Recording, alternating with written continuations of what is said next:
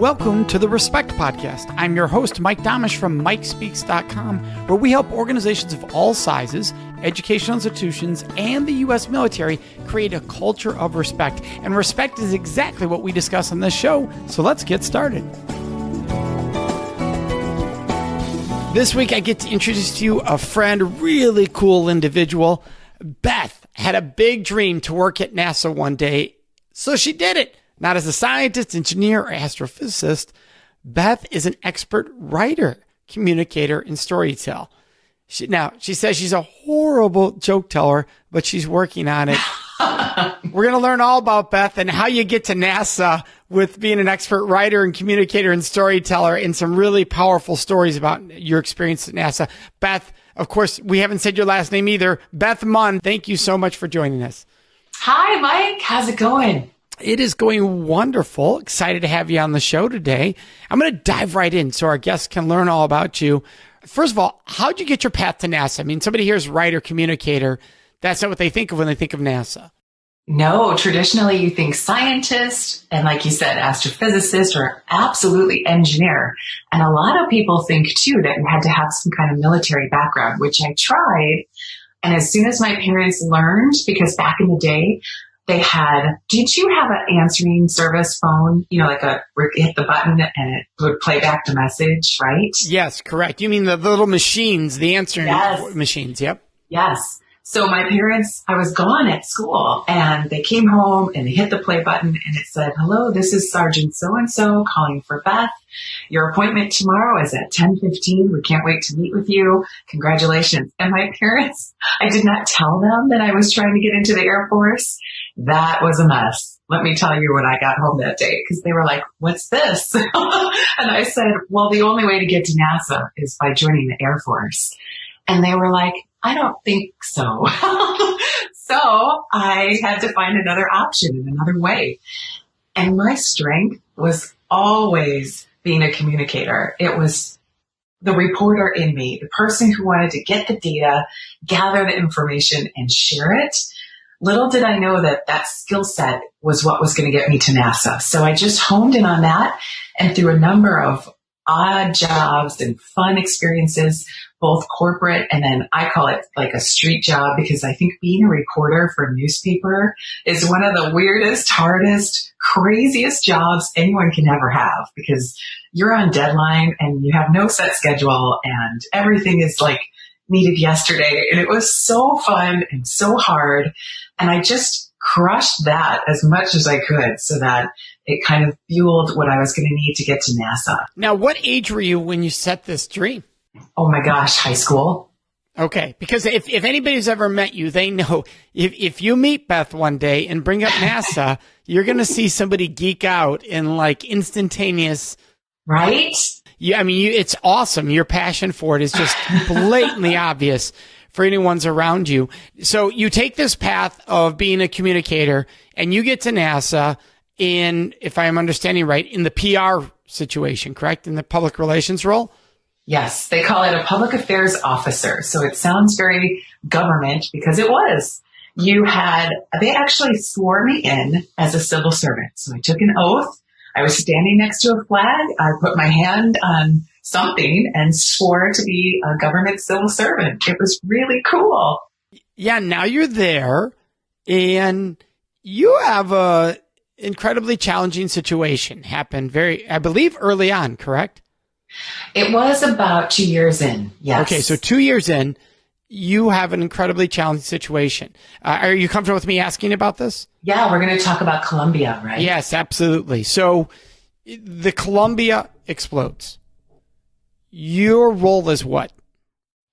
I'm the first person to answer the phone in the news office when the whole entire world started to call for answers.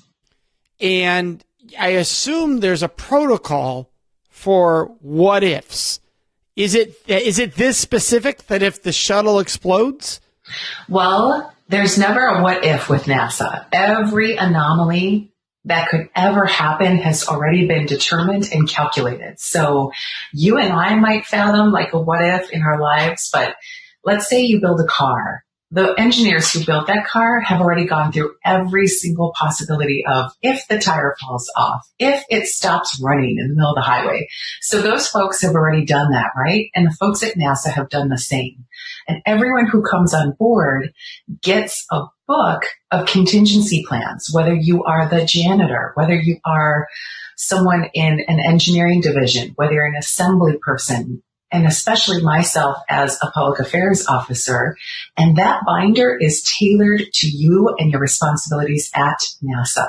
So they're not going to give you an overall binder. It's not like, again, back to the car example, here's your car. If something goes wrong, here's everything possible that you need to know. No, if you're only going to be the driver of the car, not the mechanic and not the person that's going to assist you, then all you need to know is how to safely drive that car. So as a public affairs officer, my contingency binder told me exactly what needed to happen, what I needed to do, and what procedures to follow. And NASA has a backup plan for a backup plan for a backup plan. So everyone knew where to go. Yeah, so they shifted from a what if to a when. Yes, absolutely. That's part of the risk that gets calculated in every single mission. And so you're answering the call. And are you at that point, you do have protocol in front of you because they plan for this for happening. So are you following the script, or do you have to pause and go, okay, this is a guideline, but I still have to word this right?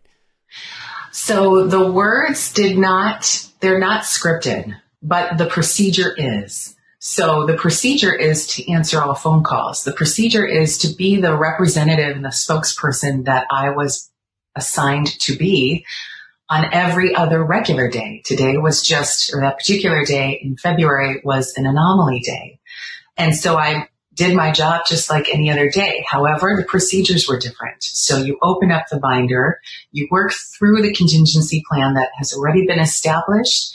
There are, and I want to be very clear, there were no answers. And that was the hardest thing to convey and to report, that we do not know what happened.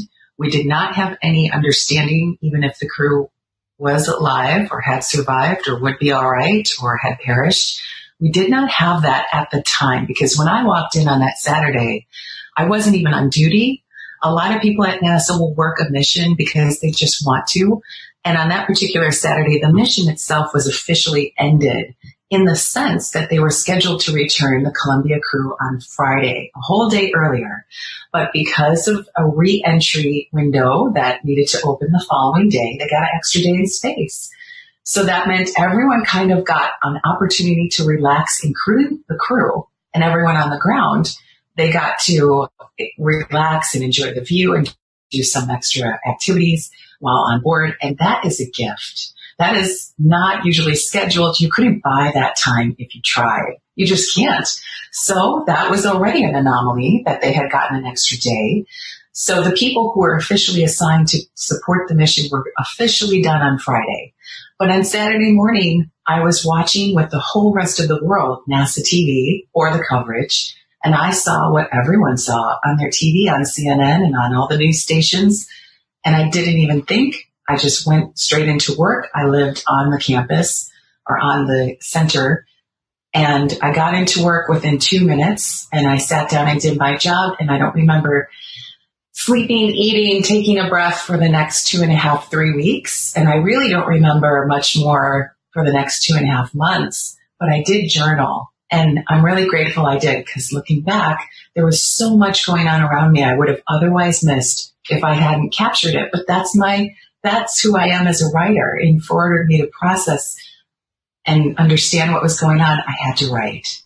So powerful. And I can only imagine the lessons you're able to share, because you speak. So the lessons you're able to share with organizations from that journaling's got to be limitless as the possibilities. And to get there, though, you had to overcome some challenges.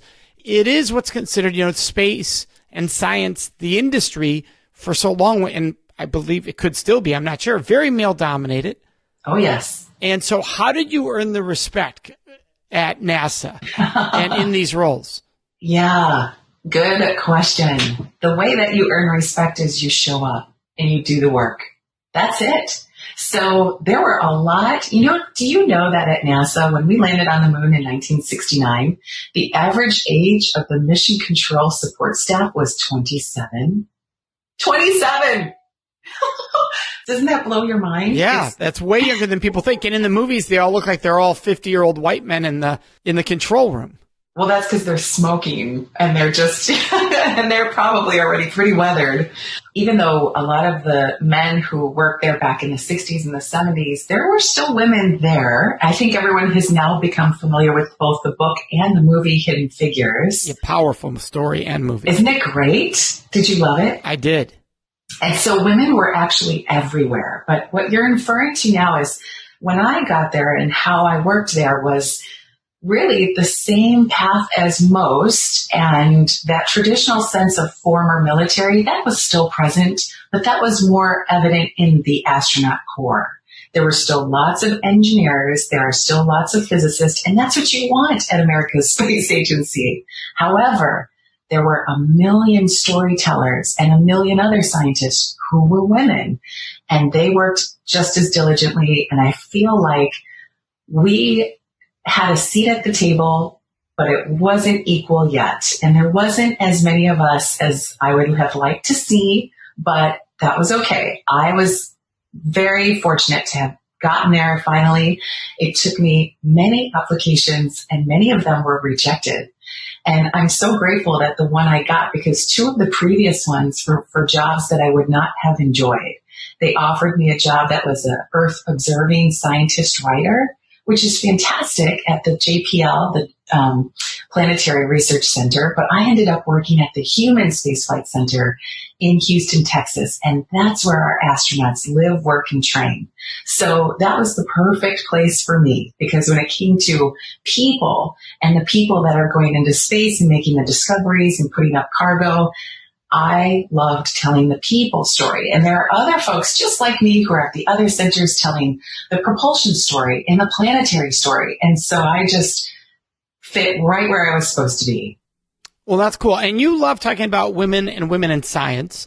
And one of the things you and I have talked about in the past, and you brought this up, hey, Mike, to bring this up, is there's a difference in earning respect and earning validity. What do you mean by that? Well, I think when you want to earn respect, you want to prove something. You want to have some kind of thing that's a tangible that you put out there. And I just feel like there's another part to that, which is your validity. What makes you valid and what validates you to be sitting at the table. And so I don't think that's a degree. I don't think that's your previous history. I think that it should just be an open invitation within our culture if you want to and are capable of doing the work. So women are valid. People with ethnic diversity are valid. This is like without question, right? That's not something that should be earned. That's just something that should be recognized. Yeah, and I actually teach the same thing with respect. I say we shouldn't be teaching to earn respect, because you should treat every human being with respect. The moment I say you need to earn my respect, it means I am in a role above you. I'm in a power position over you, and you have to do what I want for it to be of value to me. Versus, I respect you just because you're a human being. That's it. Now, whether you earn the right to have certain privileges in this organization or to have certain rewards, that's different than earning respect, right? So you want to earn that job opportunity. You want to earn that raise. Those things can be earned, but respect is something that should be, all people should be treated with it, and realize that everyone deserves to be treated with dignity and respect, both towards myself and towards others. So I love that conversation. And you talk about there being more female astronauts and what it takes for that to happen. And what do you see as being that? Now, I'm fortunate that I get to do a lot of work with the U.S. military. And because of the military background of astronauts, I would assume that part of this is we're also seeing now an influx of women pilots that we did not have 30 years ago. It was almost non-existent. And usually our astronauts are coming from the pilot program, from what I remember. That could be no longer true. Is that true? We are almost there, Mike, but we're not yet. So the latest astronaut class was announced, and about every 2 to 3 years, They open up the candidacy program and astronauts are selected from thousands of applicants. And then when they announce the final astronauts, I'm like a kid on Christmas. I want to see who got in and who, of course, I don't have any, insight as to who applied and who's going to get it, but I want to see how many women were selected. And in the last astronaut class, I believe, and I could be wrong, but I believe that there was 12 total astronauts that were selected, and less than half of them were women. So we're not quite there yet. The day that the majority of the astronaut class is women, it would be awesome. I recently did a speech where I showed in my PowerPoint slide, or one of the slides, that there were these 4 women on the International Space Station. Well, that happened years ago. There hasn't been that many women in total at the same time on the space station in a long time. But like you said, that's also because we need more women pilots, we need more women engineers, we need more women scientists. And that has slowly become the truth, but that doesn't mean necessarily that they are becoming that translation into astronauts. But if I may, when you look back at the folks who attend space camp, so there's millions of people all over the country and all over the world that come to experience space camp, which is kind of this wonderful playground of science and space where you get to play and experiment and experience space, right? So my cousin used to be a counselor at space camp. That's awesome. What's his name? Pardon. Oh, this is going way back. She's listening going, thanks, Mike. But I'm just talking about based on our age. But Renee Simkus at the time, that was her maiden name. That's awesome. Yes. Because I was a counselor too. And let me tell you, she gets a big gold medal because it is hotter than Hades down there. So good for her. And she was part of the leaders that helped influence our next nation's generation of space goers because of all the alumni. And there's hundreds of thousands of us that attended space camp. 5 women have gone on to become astronauts. 5. That's pretty impressive. That's pretty cool. So they've tracked the people that go there as youth, and how many of them go on to be astronauts as adults? Yes. And get this. One time I'm walking through the halls at the Johnson Space Center, and I'm pretty fresh. It's only been a year. I still have a lot of spring in my step. I'm loving every minute of my life. And I'm walking down the hall and I see this girl, and this girl sees me, and we're looking at each other, and we both put it together in a heartbeat. And we're like, oh, space camp. So not only did we both go to space camp, but we both were like your cousin. Was it your cousin? Yes. We were both counselors, and there we were at NASA, working at NASA. So there's a bunch that went on to work at NASA, and there's an even smaller bunch, very small, only 5, that went on to space to become astronauts. So whenever people kind of laugh and chuckle at space camp, I'm like, hey, people go from space camp and they start there and then they become astronauts. So when it comes to that, and you teach about what happens in space, and one of the topics you talk about is respecting each other's personal space in space. Can you elaborate with us on that, Beth? This is so much fun. Oh, my word. Well, first of all, you can't be a claustrophobic astronaut. And nowadays, more so than ever, as I'm sure you're seeing and your listeners are noting, people are being hired based on their ability to get along with others. This is also true at NASA, without a doubt. As a matter of fact, astronauts go on, when they're first selected as a ASCAN, that's not a dirty word, it actually stands for astronaut candidate.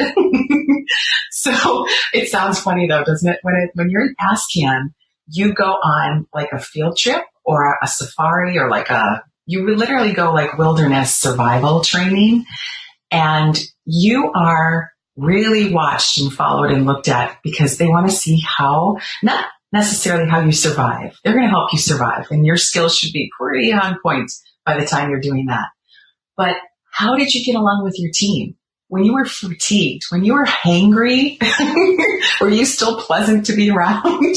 So when you're up in space, it's no different. You've got to get along. You can't take a break and go for a walk outside. You can't go for a smoking break. You've got to settle in and really have appreciation for each other's talents and a respect for each other's space. Sometimes, most of the time actually, astronauts have designated spaces, and it's very much like a tiny little closet, and you can go in there and there's like a little curtain that you can pull, and it's like the size of a sleeping bag, and all your personal belongings are in there along with the computer, and that's your space. But that is such a small part. The rest of the time, you've got to share everything. You've got to share your space. You've got to share experiments. You've got to share the treadmill. You've got to share. Astronauts have to give each other haircuts, and it's a team effort. You've got to survive together. So you can't let something like personal space make you suffer an entire system or an entire mission just because you have to be respectful, of course, but you've just got to learn. And, they train for years prior, so they know each other really well. They know the good, the bad, and the ugly by the time they're up there. So what are like top 2 or 3 lessons that you share with audiences, you share with people from all of these experiences that people can apply to their lives? Oh, thank you. Thanks for asking. People are always asking me, what are some of the lessons that you learned at NASA? So what you asked me earlier about the Columbia experience was that I had that binder. NASA had the plan and the understanding that when something will happen and does happen, what is the plan? Everyone I tell when I'm on stage should have their own contingency binder in their life, and maybe even in your work, if possible. So when I went on maternity leave, I went through and I put together a contingency binder and handed it to my staff. And they were like, what's this? And I said, everything you possibly need to know while I'm gone for the next couple months. And they were like, looking through the tabs, and they started throwing me out some curveballs like, well, what if this? I'm like, page 62. Well, what if this happens? I'm like, check tab number 4. So it's not about, trying to be a Debbie Downer and think what could possibly go wrong. Yeah, because I could see people going, this is really dreary. Like, you want me to go home and think of all the worst things that could happen to my family? So how do you balance out what to do contingencies on? Like most people would say, if you're married, you should have this plan for if something happened to one of you. Very few people do. Very few people even have a will or a trust. But even if you have a will or a trust, there still often isn't a living plan, like how I'm going to live my life after that. Right. So let's put it this way. If you've communicated your life's wishes in any way, shape, or form, at work, at home, personally, to one person, is that enough? It's really not. So if you write it down, anyone can either have access to that if needed, or someone can look at that and say, this is pretty clear. She wrote it down. And that's what I'm talking about in the contingency binder. And I think any life insurance person or representative would tell you the same. It's only about planning and having a plan. That's it. It's the same thing about when you're kids. Like, whoever has kids, I'm sure has had the discussion what to do if you encounter a stranger. What to do one day if mommy's not home and you get to the house before mommy. Here's how you let yourself in. That's just a plan. My difference is I'm asking everyone to have that contingency binder in case you're not of right mind, in case there's other stressors, in case something really throws you that curveball. And now when you're not functional, like literally cannot function like we were at NASA, where we were just like, we were all looking at that screen and we were all seeing the same thing. The whole rest of the world was seeing. Open the binder and start. Here's another great story. When I had my first child, my mom came over and she said, here's the best advice I can give you. Put the baby down. And I was like, what? What are you talking about? Well, you're just baby brain and you're crazy and you don't know what the baby needs yet and you've never held this thing before and it's just so emotionally overstimulating. And if you just put it down, then you can step away for a second and think like, oh, I should probably get a bottle ready. Just put it down. Isn't that funny? That is. Same thing as NASA. Defining the purpose of the mission helps you stay on mission and make it successful. So you asked me earlier, what other things do I share on stage? And another thing I say all the time is, if you love space, or if you are a space geek, or if you have anyone who's ever wondered about how does space touch my life, or how can I get involved or invested, I always show them the hundreds of thousands of benefits that we have from space-based technology. And that is something audience loves. They just can't get enough of that. Like, glasses that have lenses that protect us from the sun, filtered air systems, filtered water drinking systems, lots of things that I can go on and on forever. I think I'm going to be doing a whole episode separate on my podcast on just space-based spin-offs. So those are the two things that audience most resonate with. A contingency plan that's in a binder, and you can put that into pretty much anything in your life. And then the space-based technologies that we have gained from our exploration of space. I love it. And you're a big fan of 3 books: Tom Wolfe's The Right Stuff, Etiquette by Peggy Post, and any book by Nancy Drew. So right? I love that. I love that you wrote that. You also have a website, bethmund.com, for anyone listening, but you also have casualspace.org. What's casualspace.org? Yeah, it's casualspacepodcast.com. Thank you. And it's so fantastic. It just launched, and it is the place where us space geeks can totally geek out. It's the place where I have interviews and shared stories, and we highlight the space stuff that is non-technical. It's not formal. It's not scripted. We just talk space. It is so much fun. And I would love it, Mike, if you would be a guest on the show for Casual Space, because that's it. We just enjoy talking about black holes and what Elon Musk said last week and what's the next rocket that's going to launch and why do we go to space and is there aliens? And we just have a bunch of fun talking about those kinds of topics. I would love to be on, that's for sure. And I'd love just hanging out and chatting with you. So I would absolutely be thrilled to be on. Let's do it. All right. That sounds great. Hey, I want to thank you, Beth. You've just been awesome as always. Your energy is just so contagious. It's just fantastic to be around. Thank you so much. Oh, Mike, thank you for giving the opportunity to me. And I really appreciate what you do as well, because helping you serve as an advocate for voices everywhere is so very valuable. We can't thank you enough.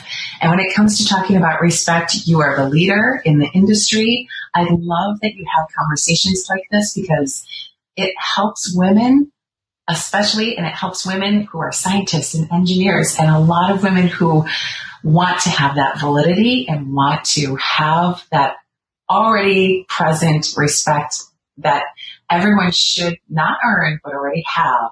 And as us space geeks, we all say thank you.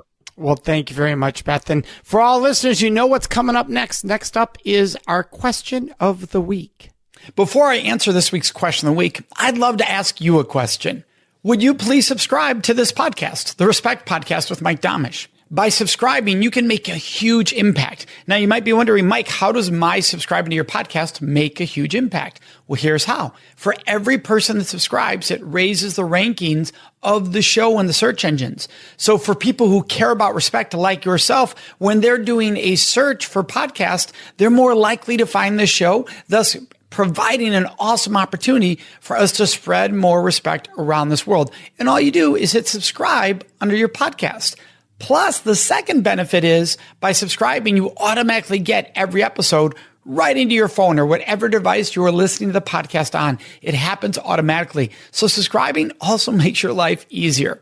Now, let's get into this week's question of the week. Oh, and by the way, you can always ask your questions of the week by joining us on Facebook in our discussion group. It's called the Respect Podcast Discussion Group. Go there on Facebook and ask whatever questions you would like me to answer and or address in this segment of the show. And then listen to each episode to find out when your question is included. This week's question of the week is, Mike, how do we teach mutuality in the corporate workplace? Now, as many of you know, this is what I do for major corporations and organizations of all sizes, is helping them learn this lesson. I'm going to give a super short answer to this. Here's the key.